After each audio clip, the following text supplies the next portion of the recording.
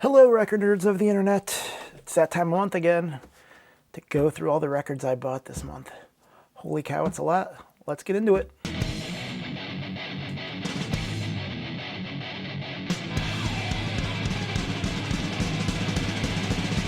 Six in the morning. All right, well, we'll start with some small ones. So I went to see John Snodgrass and a band called The Pavers. John Snodgrass was in a band called Armchair Martian, and he had these two 7 inches available. He actually gave these to me for free because he owed me some records, or a record that he never shipped a long time ago, and so he gave me these, and because since he didn't have the record with him, so that's awesome. I have this on green vinyl. This is on black vinyl, so that's cool. And then this is one of his more recent things. This is basically him and Bill Stevenson from The Descendants. It's on a cool color vinyl. I think this is limited to 100. I say I think, but I'm almost certain that I'm right. On like this clear white splatter color. Frank Turner also makes an appearance on this record. And it comes with like little baseball cards. So that's cool. We'll deal with that later because I got a lot to go through. All right, so sticking with 7 inches, I picked up this Rudimentary Peni reissue of their 7 inch. What's the label that does it? Sealed Records. They're doing a great job reissuing these. They came with kind of extensive packaging originally.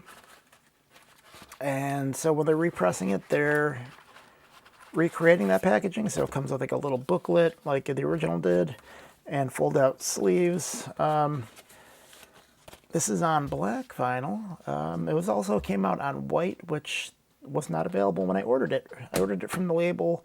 They shipped it to me from England, and it took a little bit, not too long. Somewhere in here I have another Rudimentary Peni, but I guess we'll get to that when I get there. Holy cow. That's better. All right. This was just reissued by a label out of Spain. This is Randy, a band from Sweden. I think that's right. The Human Atom Bombs. This is on black vinyl. I think they did 200 on white and 300 on black. This is a great band. This is sort of the beginnings of their greatness. Their next 2 albums after this, I prefer to this, but this is still pretty good. If you want this, Revelation Records has them available, probably in limited stock, at least when I bought this a week ago. I don't know if that's still accurate.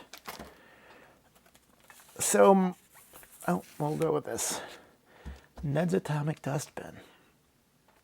I found this on Pop Market.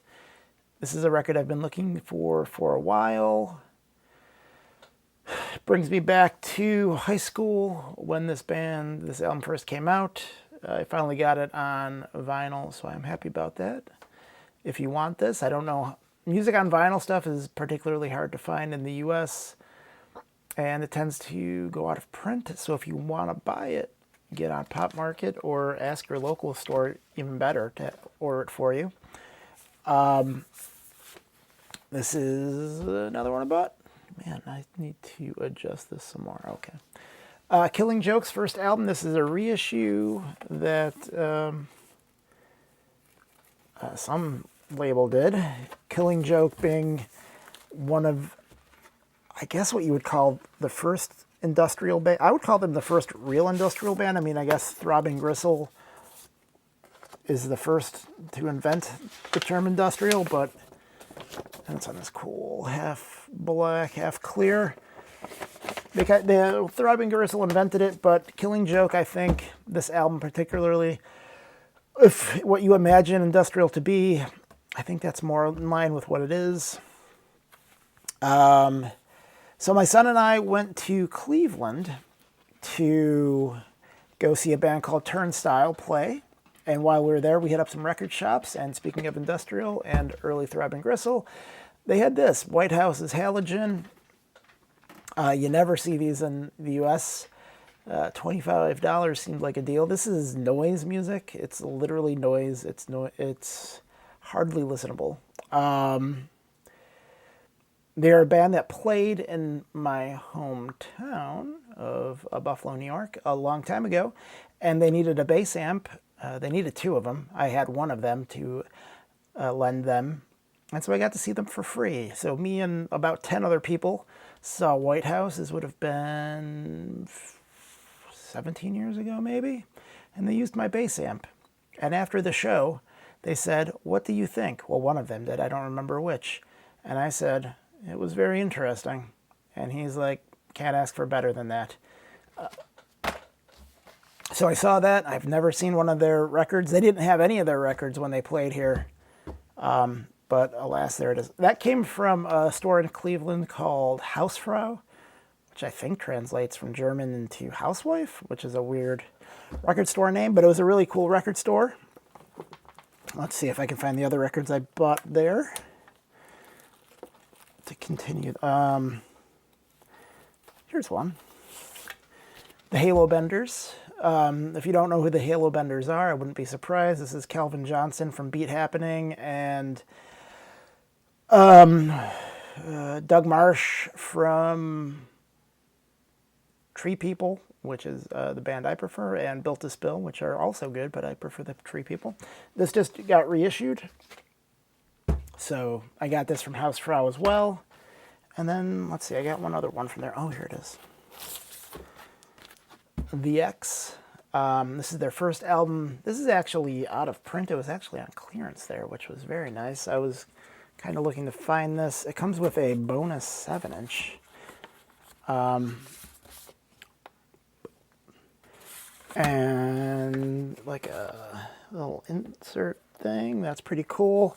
Again, this is a reissue that they're staying true to the original, so that's pretty cool.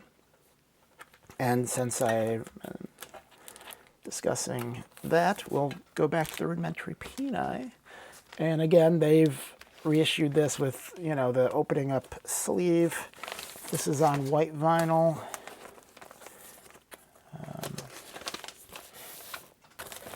White vinyl, which I'm sure is long gone. I think it's available on black vinyl more commonly, so pick it up on black vinyl if you don't have the original, because it's a great record. It's not for everybody, but it's pretty awesome nonetheless. Speaking of not for everybody, holy cow, Mayhem, that's not for everybody. This is on a clearance at Pop Market for like, I think it was less than $10 maybe, or maybe it was $10. This is Mayhem doing like some Mayhem songs, and then on the other side is them doing a bunch of punk covers. They do like a Ramones song. They do a Rudimentary Peni song. I didn't really plan that to. What else do they do? Discharge and Dead Kennedys, I think. I think that. So I bought that, and I don't know. I'm not really a metal guy, and this is pretty metal, so I don't know that I'll ever listen to that again. But it was cool. Speaking of Turnstile, this is their first album. I ordered this off Discogs from someone in Greece because this is not available in the U.S. and it's barely available anywhere. This cost me $40 after shipping. This is their first album. Probably my least favorite of their 3 albums. It's still pretty good. This is early on in their, well, not super early on, relatively early on in their progression to where they are now, which is way advanced of this. This has a very heavy Snapcase sort of influence. All right, let's go with Verbal Assault, Exit and On. Those are 2 EPs. This is on like a mint green color vinyl. This vinyl is extremely noisy. which, I mean, I guess I could try to clean it, but I've never had any luck with actually making noisy records less noisy by cleaning them. So that just might be a loss for me. So I got that at a local shop. He also had this. This is the Suicidal Tendencies, How Will I Laugh Tomorrow When I Can't Even Smile Today. Reissue on a very nice blue vinyl. This would be their, what, third record? This is after Join the Army, and they're self-titled. So yeah, it's a good record. Let's see here.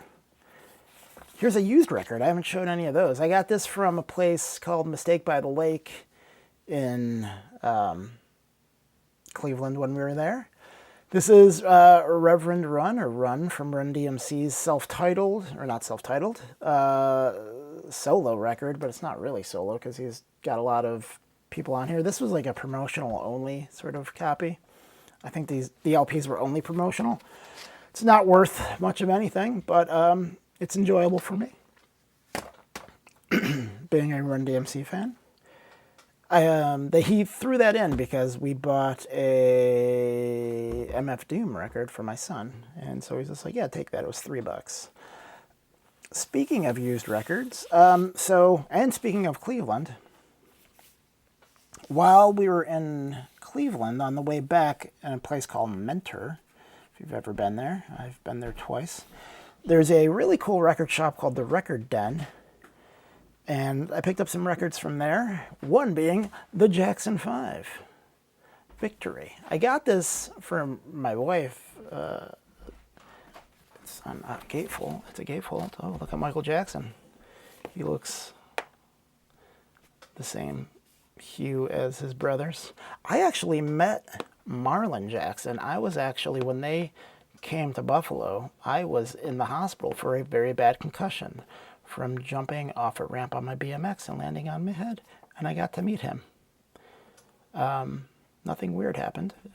You might want to imply that.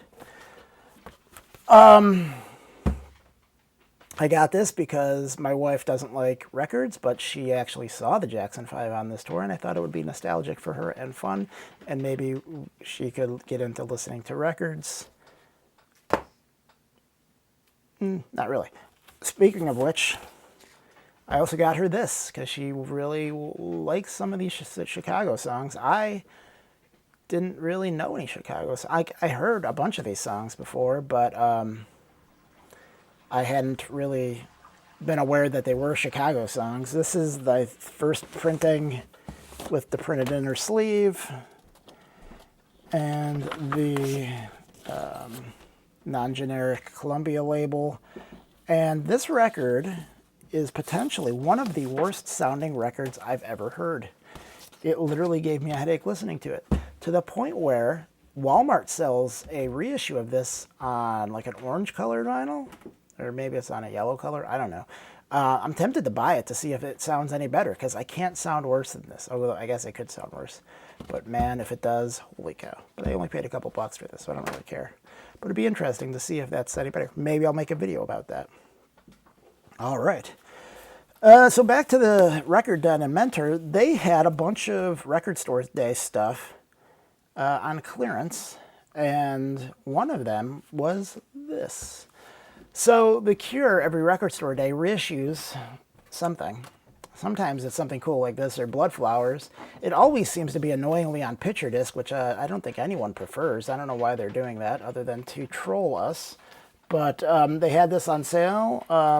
When it came out, I'm like, I don't think I want to pay $30 for that, but I would pay $19.99 for it, as you can see.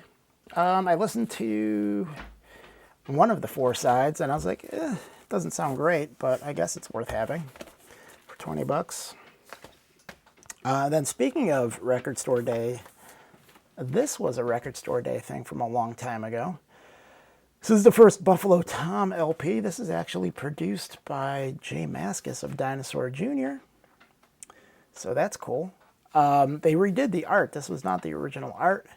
Why they decided to then say 30th anniversary limited edition on the record instead of the hype sticker. Let's see, I have the... What does the hype sticker actually say? It says that. Like, why would he ruin the art with saying that? I don't know. This is on clear vinyl. Buffalo Tom being an early one of the sort of predecessors of bands like Wilco and that ilk. I'm trying to think of some of the other bands. Lucero, maybe? You know, sort of like punky twinged country or country twinged punk, depending on how you would like to see that. This also, because in case you really were enamored by this not so attractive cover, if you wanted to then also have it somewhere else, it comes with that.